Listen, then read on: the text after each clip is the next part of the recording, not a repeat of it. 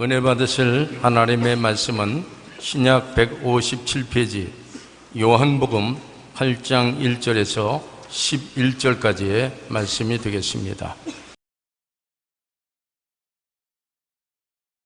예수는 감람산으로 가시니라. 아침에 다시 성전으로 들어오시니 백성이 다 나온지라. 앉으사 그들을 가르치시더니 서기관들과 바리새인들이 음행 중에 잡힌 여자를 끌고 와서 가운데 세우고 예수께 말하되 선생이여, 이 여자가 간음하다가 현장에서 잡혔나이다. 모세는 율법에 이러한 여자를 돌로 치라 명하였거니와 선생은 어떻게 말하겠나이까? 그들이 이렇게 말하면 고발할 조건을 얻고자 하여 예수를 시험하미로라. 예수께서 몸을 굽히사 손가락으로 땅에 쓰시니 그들이 묻기를 맞이 아니하는지라. 이에 일어나 이르시되 너희 중에 죄 없는 자가 먼저 돌로 치라 하시고 다시 몸을 굽혀 손가락으로 땅에 쓰시니 그들이 이 말씀을 듣고 양심의 가책을 느껴 어른으로 시작하여 젊은이까지 하나씩 나가고 오직 예수와 그 가운데 섰는 여자만 남았더라.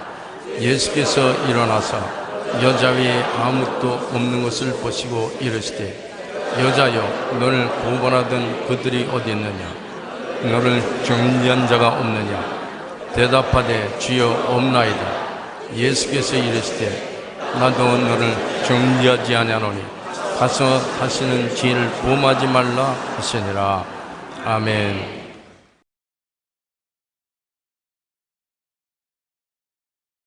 오늘 저는 여러분과 함께 너와 나의 쓰레기통이라는 제목으로 말씀을 나누겠습니다.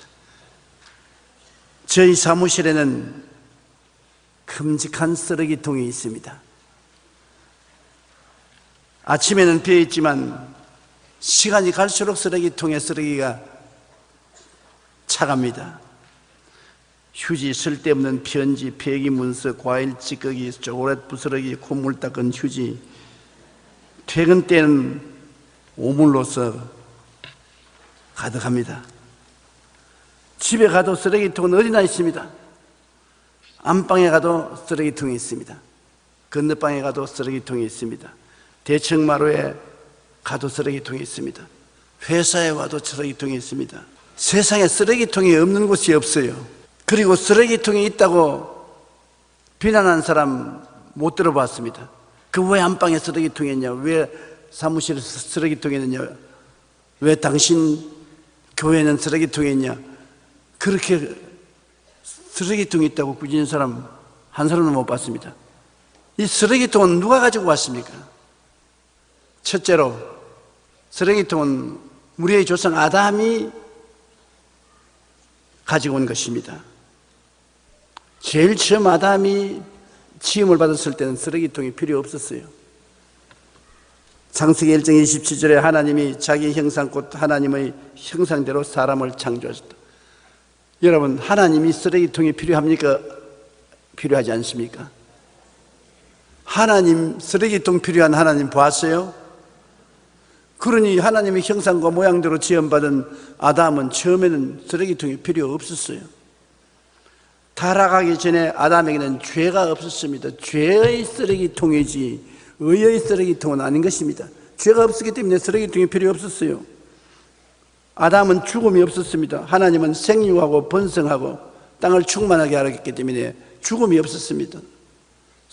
아담에게는 쓰레기통인 질병이 없었습니다. 그리고 처음 창조된 아담은 죄가 없기 때문에 벌거벗고 있어도 수치감을 알지 못했었습니다.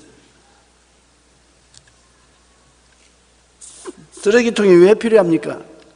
아담이 범죄한 이후 그의 후손 중에 크고 작은 쓰레기통을 갖게 되었습니다. 로마서 5장 12절에 한 사람으로 말미암아 죄가 세상에 들어오고 죄로 말미암아 사망에 들어왔나니 이와 같이 모든 사람이 죄를 지었으므로 사망이 모든 사람에게 이르렀느니라. 모든 사람에게 사망이 이르는 것은 모든 사람이 죄를 지었기 때문인 것입니다. 제가 오늘 말하는 쓰레기통이라는 것은 죄의 쓰레기통을 말하는 것입니다. 시편 51편 5절에 내가 죄악 중에 출생하였으며 어머니가 죄 중에서 나를 잉태하였나이다.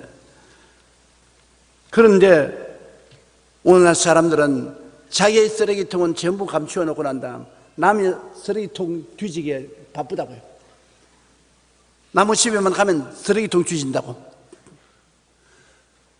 왜 쓰레기통 뒤지려거든 자기 쓰레기통 뒤지지 남의 쓰레기통 뒤집니까?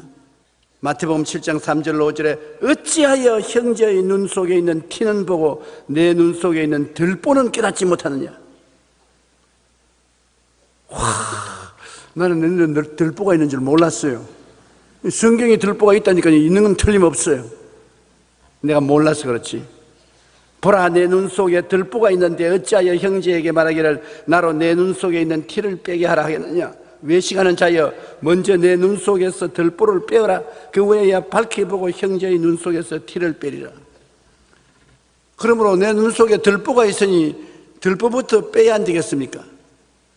이현수 목사는 내가 거듭나야 하리라는 책에서 참으로 공감이 되는 이야기를 기록했습니다. 우리가 부모에게 물려받은 유전자 가운데 가장 핵심적인 속성은 죄라는 것입니다. 어머니에게 다른 유전은 안 물려받았다 할지라도 죄는 틀림없이 물려받았어요. 어머니가 물려주신 핵심적인 유전자인 죄가 속에 있는 것입니다. 죄의 씨는 아담 이후 모든 인간에게 심어진 것인데 어릴 때에는 이러한 죄의 씨가 잘 나타나지 않지만 시간이 지나면 숨어있던 죄의 씨가 활짝 피어나 나중에는 죄의 열매들이 주렁주렁 맺히게 됩니다. 그래서 나이가 들면 죄 가운데 있으면서도 그것을 모를 정도로 죄에 대한 감각조차 없어지는 것입니다.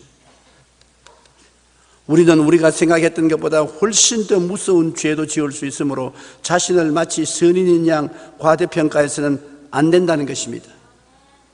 이 책에서 저자는 우리 안에는 도둑도 창기도 살인마도 들어있으므로 이러한 자신의 모습을 늘 성경에 비춰 바라보고 있어야 한다고 강조합니다. 스펄전 목사님은 이렇게 말했습니다. 가장 조심해야 될 사람은 나 자신입니다. 왜냐하면 가장 큰 적이 우리 안에 있기 때문인 것입니다. 우리가 생각하는 것보다 더 악한 우리 자신이 우리 속에 들어 있다는 것입니다. 사실 여러분 가만히 가슴에 손 얹고 생각해 보십시오. 지금의 나는 최선의 내가 지금 나타나 있는 것입니다. 한 발쪽만 뒤로 물러서서 보면 굉장히 고약한 놈이 속에 들어있어요. 사람은 일반적으로 자기의 쓰레기통은 감추고 남의 쓰레기통을 뒤지며 그 안에 든 오물을 꺼내 시시비비 이야기합니다. 이것이 바로 위선자가 하는 비열한 행동입니다. 우리는 우리 자신을 올바로 바라볼 수 있어야 한다. 이 세상에 쓰레기통 없이 산 분은 누구십니까? 아멘. 잘하네. 이야, 한 박수 한번 쳐주십시오. 그거 오래 생각하지 말고 제깍대바다에 나와야 돼. 예수님만이 죄 없이 살았으니까 죄의 쓰레기가 없는데 쓰레기 담을 쓰레기통이 왜 필요해요? 그러니 죄를 자꾸 줄이려고 하면은 누구하고 살아야 되겠습니까? 예수님하고 살아야 돼.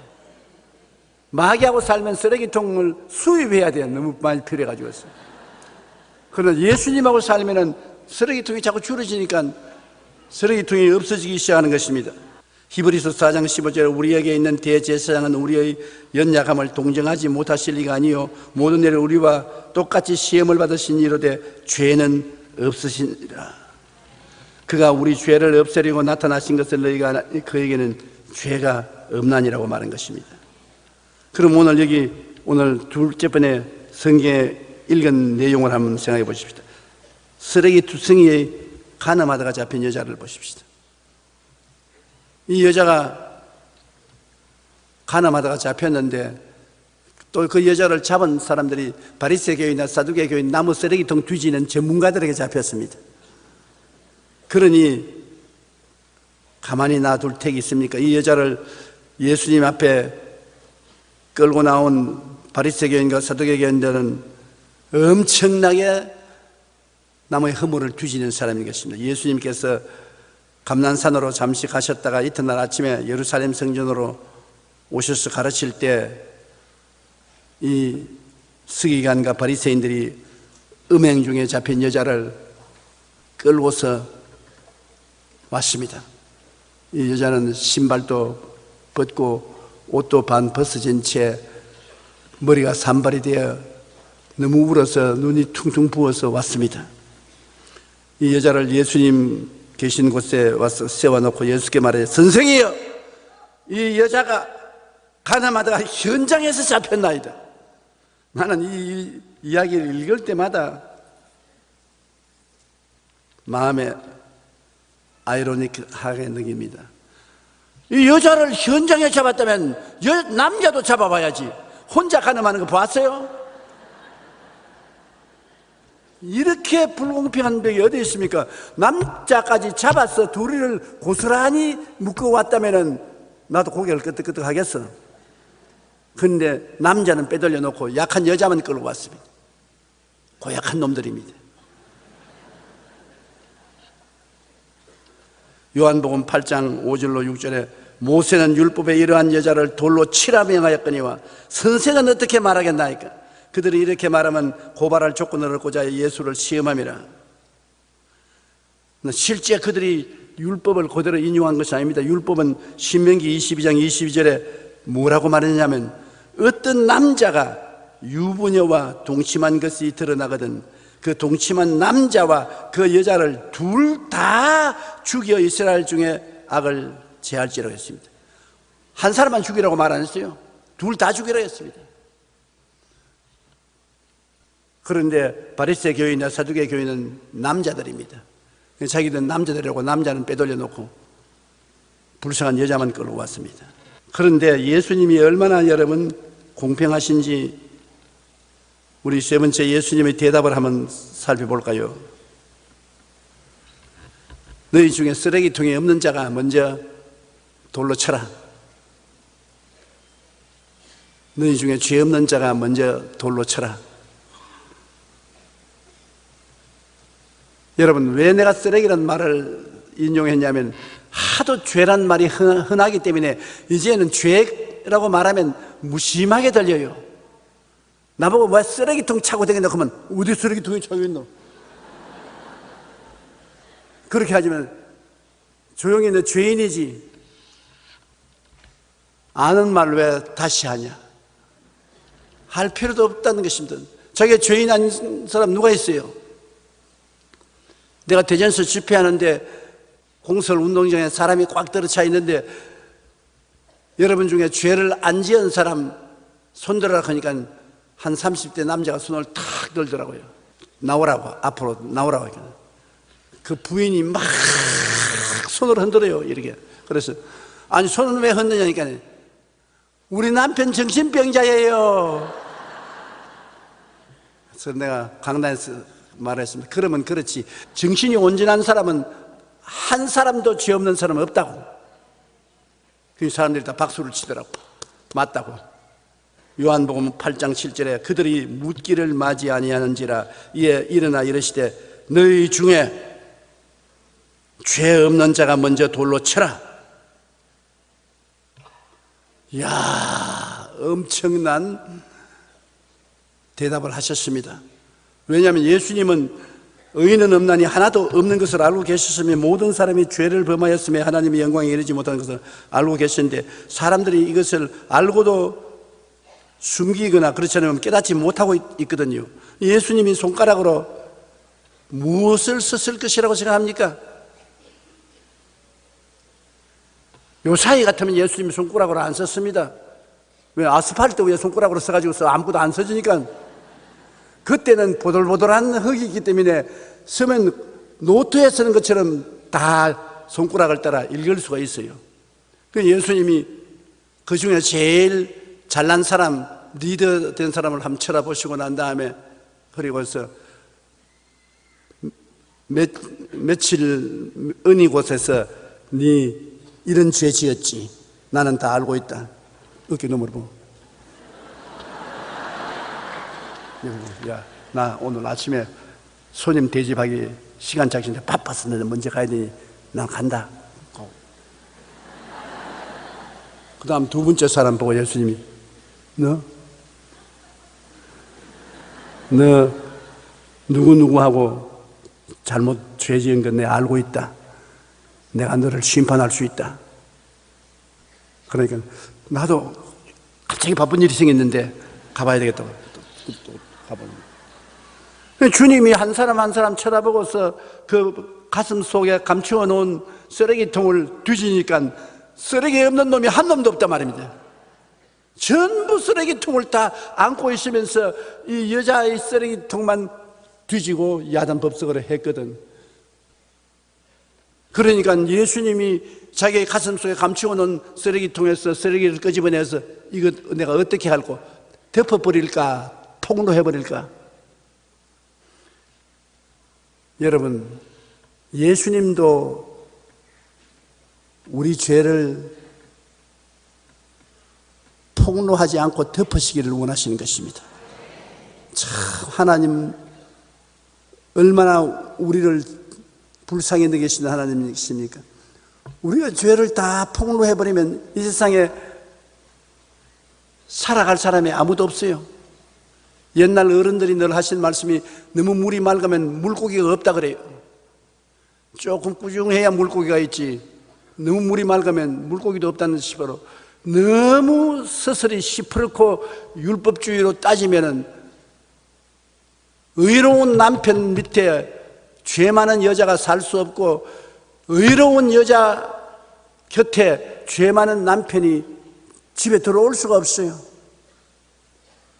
회사에 일 마치고 난 다음에 이거 나하고 집에 들어올 때는 어라 좋다 나는 모르겠다고 이렇게 들어와야지. 정신 차리고 들어오면 마누라 앞에 빨가벗기는데 견디나요?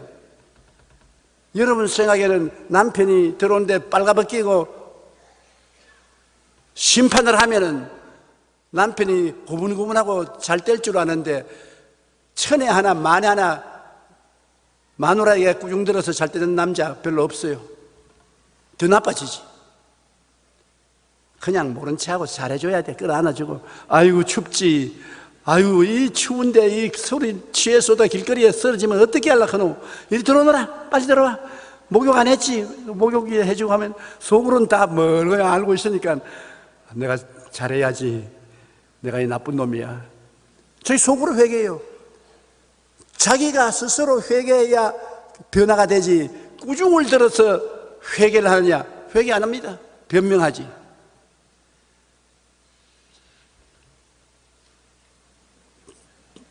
율법을 가지고서 사람을 변화시키겠다는 것은 잘못된 생각인 것입니다. 율법 정지하에서 잘 될 사람은 아무도 없어요. 그래서 어른으로 시작하여 젊은이까지 하나씩 나가고 오직 예수와 그 가운데 서 있는 여자만 남았더라. 야, 다 정죄하던 사람 율법주의자들이 다 가버리고 예수님하고 그 여자만 남았어요. 나중에 여러분 우리가 심판받을 때도 한 가지입니다. 여러분 율법주의적으로 나가면 다 주님 앞에 서지 못하고 다 도망가야 되는 것입니다. 못 견뎌요. 불꽃 같은 눈으로 살피는데 어떻게 내가 내 쓰레기통을 감출 수가 있어요? 너를 정죄하는 자가 없느냐? 이 여자가 주여 없나이다. 그 다음 대답이 걸작품입니다. 나도 너를 정죄하지 아니한다. 이 세상에 이럴 수가 어디 있어요? 이 사람들만 정죄 안 하고 떠나간 것이 아니라 나도 너를 정죄하지 아니한다. 그러면 어떻게 하느냐? 다시는 죄 짓지 마라. 그것은 무슨 말이냐면 죄 안 짓고 살도록 노력하라. 죄 안 지을 놈 한 놈 없다. 그러니까 10번 지었으면 노력해서 8번, 7번, 6번, 5번 자꾸 적게 짓도록 노력하라. 그 말인 것입니다. 요한복음 8장 10절로 11절 예수께서 일어나서 여자 외에 아무도 없는 것을 보시고 이르시되 여자여 너를 고발하던 그들이 어디 있느냐? 너를 정죄하는 자가 없느냐? 대답하되 주여 없나이다. 예수께서 이르시되 나도 너를 정죄하지 아니하노니 가서 다시는 죄를 범하지 말라. 주님께서 요한복음 3장 16절 17절에 이렇게 말씀하셨습니다. 하나님이 세상을 이처럼 사랑하사 독생자를 주셨으니 이는 그를 믿는 자마다 멸망치 않고 영생을 얻게 하려 하심이라. 하나님이 그 아들을 세상에 보내신 것은 세상을 심판하려 하심이 아니요 그로 말미암아 세상이 구원을 받게 하려 하심이라. 오늘 예수님은 여러분을 구원하기 위해서 이 땅에 오신 것입니다. 구원하러 오신 주님이 여러분을 심판해서 죽이면은 어떻게 하는 것입니까? 하나님 아버지는 여러분과 나를 구원하기 위해서 예수님을 이 땅에 보내신 것이므로 오늘 누구든지 회개하면 주님이 우리의 감추인 쓰레기통을 청소해 주시는 것입니다. 우리의 쓰레기통을 매일 청산하시는 예수님, 영원히 매일매일을 영원히 용서했다. 영원이란 뭡니까? 무한한 과거와 무한한 미래를 합친 것이 영원입니다. 그러므로 영원히 주님이 우리를 구원했다는 말은 영원한 과거의 죄도 다 용서하고 영원한 미래의 죄도 다 용서하고, 그러고 보니 나는 그리스도 용서의 은혜 가운데 서 있는 자신을 발견하게 되는 것입니다. 그 은혜를 인하여 믿음으로 구원을 얻었나니 이것이 우리에게서 난 것이 아니요 하나님의 선물이라. 행위에서 난 것이 아니니 누구든지 자랑할 자가 없나니라. 우리 예수 믿는 사람, 구원받은 것 자랑할 사람 아무도 없습니다. 오직 믿음으로 하나님 은혜로 구원을 받는 것입니다. 그리고 갈보리 십자가가 우리 쓰레기 소각장인 것입니다. 골로새 1장 20절로 22절에 그의 십자가의 피로 화평을 이루사 만물 곧 땅에 있는 것들이나 하늘에 있는 것들이 그로 말미암아 자기와 화목하게 되기를 기뻐하심이라. 전에 악한 행실로 멀리 떠나 마음으로 원수가 되었던 너희를 이제는 그의 육체의 죽음으로 말미암아 화목케 하사 너희를 거룩하고 흠이 없고 책망할 것이 없는 자로 그 앞에 세우고자 하였으니. 우리 주님께서 우리의 죄를 청산하시고 성령을 보내셔서 성령의 능력으로 여러분과 나를 변화시키고 계신 것입니다. 히브리서 10장 12절로 14절에 오직 그리스도는 죄를 위하여 한 영원한 제사를 드리시고 하나님 우편에 앉아서 그 위에 자기 원수들을 자기 발등상이 되게 하실 때까지 기다리시나니 그가 거룩하게 되는 자들을 한 번의 제사로 영원히 온전케 하신다니라. 따라 말씀하시면서 나는 예수 믿고 영원히 온전히 되었다. 거짓말을 하지 마라. 지금도 죄 덩어리인데 무슨 영원히. 그렇든 저렇든 내 죄는 주님이 영원히, 주님이 십자가에 못 박아 청산해 버렸었으니 예수님이 갚은 것 내가 갚은 거라고 같지 않느냐. 그러니 우리는 영원히 예수 그리스도로 말미암아 용서와 의를 받은 사람이 계십니다. 선물로 받았어요. 여러분은 용서받은 의인입니다. 여러분은 거룩하게 되고 성령 선물로 받았었습니다. 믿음으로 치료받고 건강하게 되었었습니다. 여러분은 믿음으로 아브라함의 복과 형통을 얻게 된 것입니다. 믿음으로 영생 복락 천국을 선물로 받은 것입니다. 우리는 온통 선물 받아서 사는 인생인 것입니다. 이제 얼마 있지 않냐면 크리스마스가 다가오는데 크리스마스 때 선물을 주고받는 것처럼 우리 하나님은 우리에게 영원한 선물인 예수님을 주셨기 때문에 그리스도 안에서 영원히 잘됨같이 범사에 잘되며 강건하고 생명을 얻되 풍성하게 얻는 영원한 선물을 받게 된 것입니다. 히브리서 10장 12절로 14절에 오직 그리스도는 죄를 위하여 한 영원한 제사를 드리시고 하나님 우편에 앉아서 이 보십시오. 영원한 제사를 드리시고 하나님 우편에 앉으시니까 예수님은 자기 죄로 말미암아 십자가에 못 박은 거 아닙니다. 여러분의 죄, 나의 죄 걸머지고 주님께서 십자가에 못 박았으면 여러분과 나의 죄가 영원히 청산되어 버리고 마는 것입니다. 17절에 또 그들의 죄와 그들의 불법을 내가 다시 기억지 아니하리라. 주님께서 죄를 용서했으니 영원히 기억지 않습니다. 우리가 이 세상에 내버리는 쓰레기의 종류는 죄, 불결, 질병, 저주, 죽음 등의 쓰레기를 우리가 내버리는 것입니다. 베드로전서 3장 18절에 그리스도께서 단번에 죄를 위하여 죽어사 의인으로서 불의한 자를 대신하셨으니 이는 우리를 하나님 앞으로 인도하려 하심이라. 의인으로서 불의한 우리를 대신해서 단번에 쓰레기를 다 청산해버린 것입니다. 요한 1장 9절에 우리가 우리 죄를 자백하면 그는 미쁘시고 이로사 우리 죄를 사하시며 우리를 모든 불의에서 깨끗하게 하실 것이요. 주님께서 우리를 한두 죄에서만 깨끗하게 하는 게 아니라 모든 죄에서 다 청산하게 해주신다. 여러분, 일일이 전부 다 내가 고백해야 용서받는다면 잊어버린 죄가 너무 많아서 고백할 수도 없어요. 그러나 내가 죄인인 것을 알고 내가 온통 하나님 앞에 죄인입니다, 나의 죄를 용서해 주십시오 하면 내가 고백하지 못하고 잊어버린 죄도 주님이 다 포함해서 용서해 주시는 것입니다. 느헤미야서 9장 11절에 주께서는 용서하시는 하나님이라 은혜로우시며 긍휼히 여기시며 더디 노하시며 인자가 풍부하심으로 그들을 버리지 아니하시느니라.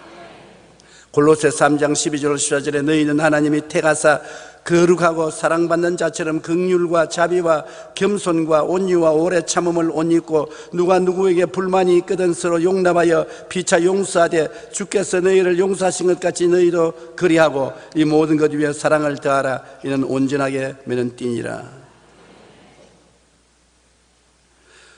그러므로 오늘 우리가 마음을 작정해야 될 것은 우리는 남의 쓰레기통과 쓰레기를 비난하고 과잉 관심을 두지 말고 나의 쓰레기와 쓰레기통을 정리해야 되는 것입니다. 그 매일 우리가 아침에 일어나면 청소할 때 방 안에 있는 쓰레기를 청소하잖아요. 우리가 사무실에 일 다 마치고 나면 소지하는 사람이 와서 쓰레기를 청산하잖아요. 그 쓰레기가 바로 우리 죄를 상징하는 것입니다. 우리는 다 매일매일 우리 쓰레기통에 쓰레기가 가득해진 것처럼 죄를 지어요. 죄를 짓지 않은 의인은 없습니다. 그러므로 매일 우리는 회개하고 예수님 앞에 청산할 때 그 죄는 이미 영원히 용서된 죄를 재탕 용서받는 것입니다. 여러분이 회개만 하고 있으면 계속해서 주님이 용서해 주시는 것입니다. 성령으로 이제는 죄를 점점 적게 짓도록 도와주시는 것입니다. 성령님의 도우심으로 난리 쓰레기가 줄어들고 쓰레기통이 작아져서 이 세상을 떠날 때는 필통만 하던 혹은 더 작게 되도록 노력해야 되는 것입니다. 완전히 쓰레기가 없다는 사람은 위선이라는 쓰레기가 더 쌓이는 것입니다.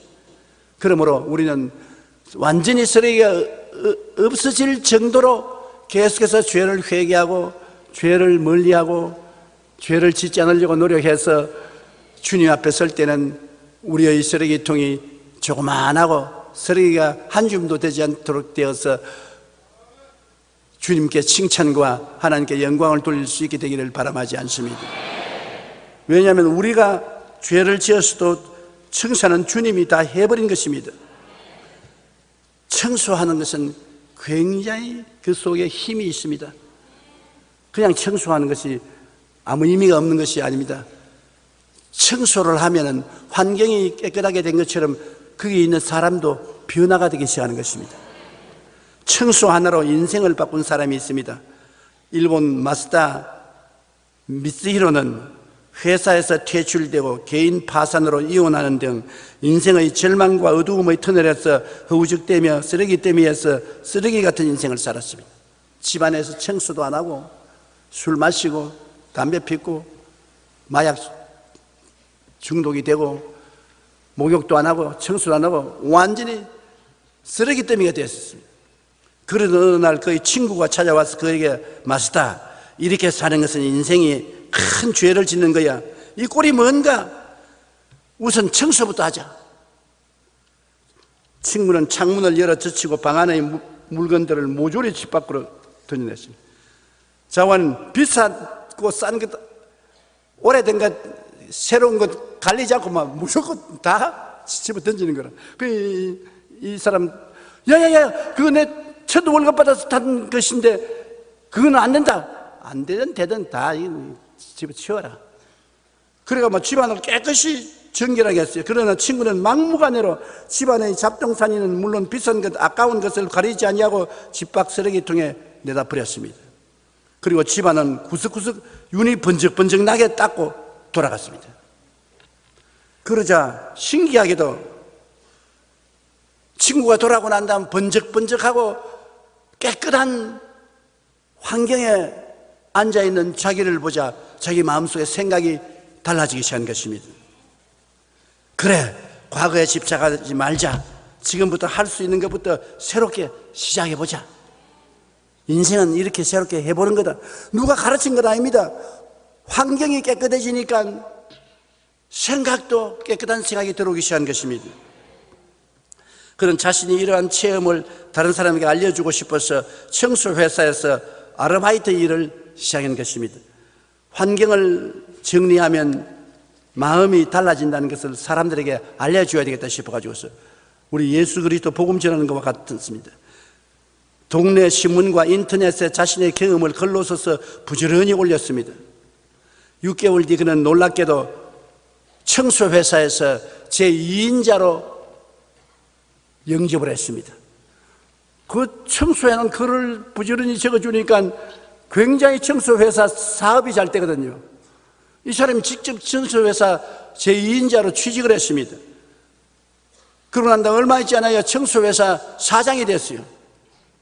그리고 그가 지은 책은 청소력이란 새로운 단어를 만들어내었으며 꿈을 이루어주는 청소력, 걸레 한 장으로 인생을 바꾸는 실전, 청소력 등 베스트셀러를 만들어 일명 유명 인사가 되고 책만 팔아가지고도 큰 부자가 됐었어요. 사람 팔자가 이렇게 바꿔져요. 마음의 생각이 달라지면 그 행위가 달라지는 것입니다.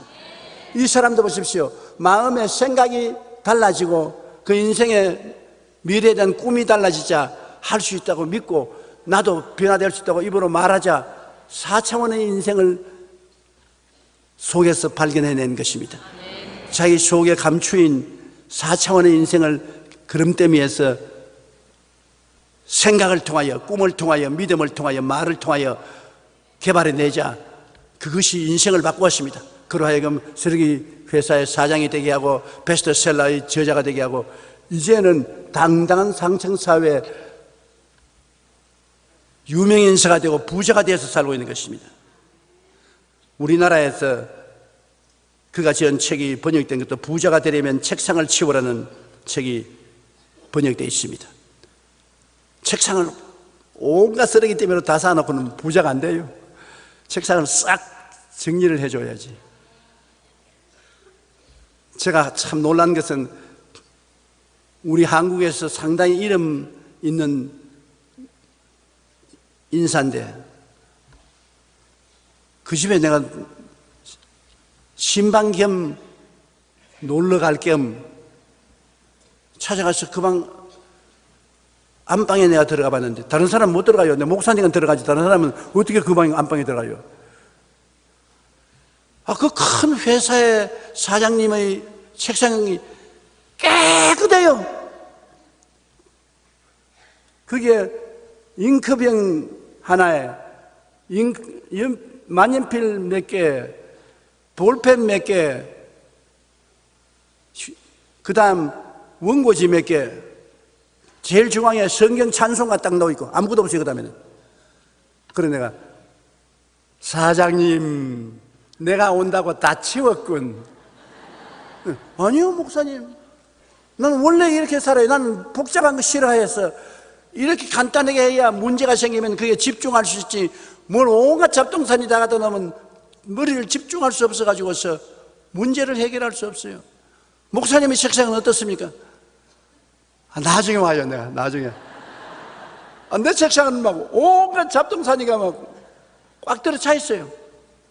그것도 내가 은퇴하기 전에는 안 그랬는데 원로가 되고 난 다음부터 책상도 원로가 돼가지고서 별로 안 치워가지고서 복잡하죠. 나 거기 와서 절실히 느꼈습니다. 야, 이렇게 무엇인지 생각을 집중할 수 있고 단순하게 하고 그리고 책상에 앉아서 꿈을 꿀 수 있고 믿을 수 있고 말할 수 있으면 새로운 인생이 된다. 이런 거지 대장도 새 사람이 되는데, 우리는 죄와 불결, 질병, 저주, 죽음 등의 쓰레기를 예수 그리스도의 십자가의 보혈로 깨끗이 씻어서 우리 마음속을 들여다볼 때 깨끗해야 되는 것입니다. 여기에 쓰레기 없어야 돼요. 죄의 쓰레기도 없고, 질병의 쓰레기, 저주의 쓰레기, 좌절과 절망의 쓰레기도 다 주님 앞에 청산해버리고 속이 깨끗하고, 여기에 예수 그리스도와 그 보혈만 놓여 있으면 그리스도와 보혈을 통하여 우리의 생각이 달라지고, 꿈이 달라지고, 믿음이 달라지고, 말이 달라지고, 할 수 있다, 하면 된다, 해보자. 나는 산다, 나는 행복하다, 나는 기쁘다, 나는 평안하다, 나는 좋다. 굉장한 파워가 나타납니다. 여러분, 말하는 것이 얼마나 힘찬지 압니까? 심리학자는 말하기를 언어 중추 신경이 모든 신경을 지배한다고 말합니다. 한번 따라 말씀해요. 언어 중추 신경이 모든 신경을 지배한다.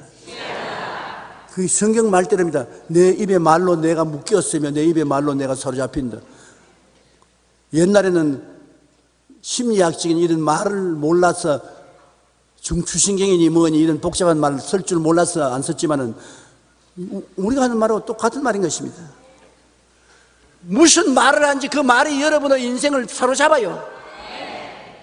실패자의 말을 하면 실패자의 말로 사로잡히고, 패배자의 말을 하면 패배자의 말로 사로잡히고, 성공자의 말을 하면 성공의 삶으로 잡히고. 그러므로 내가 못한다, 안 된다, 할 수 없다, 못 산다 이런 말은 제발 하지 마세요. 그것이 여러분 인생을 다 잡아서 그를 이끌어가는 것입니다. 생각도 행동도 그렇게 이끌어가는 것입니다. 그러나 우리가 성경을 보면 십자가의 갈보리의 보혈의 능력으로 나는 용서받은 의인이다, 나는 거룩하고 성령 충만하다, 나는 제가 첫째의 마지막으로 나음을 입은 사람이다, 나는 치료받아 건강하다, 나는 아브라함의 복을 받았으니 만사 형통이다 하는 것만 잘 된다, 난 죽어도 겁날 것 없다, 영생 천국을 얻었다, 뭐 다 가지고 있는데 뭐. 없는 것을 말하지 말고 있는 것을 말하며 긍정적이고 적극적이고 창조적이고 생산적인 말을 하는 여러분 되시기를 주님 이름으로 축원합니다. 그러면 여러분, 우리의 마음속이 정리되고 우리의 집 쓰레기가 안방 건너방에서 정리되기 시작하고 깨끗해지면 될수록 우리 삶에 하나님의 축복의 손길이 같이 해주셔서 영혼이 잘되고 범사에 잘되며 강건하고 생명을 얻되 풍성히 얻게 되는 것입니다. 쓰레기통에 썩어져가는 냄새가 가득 차 있으면 결코 우리는 하나님과 동행할 수가 없습니다. 예수님은 여러분을 정죄하라고 온 것이 아닙니다. 여러분 회개하면 청산해주고 쓰레기통 소재해주고 영혼이 깨끗해지고 여러분에게 축복해 주시기 위해서 오늘날 또 두 손을 활짝 내밀고 계신 것입니다.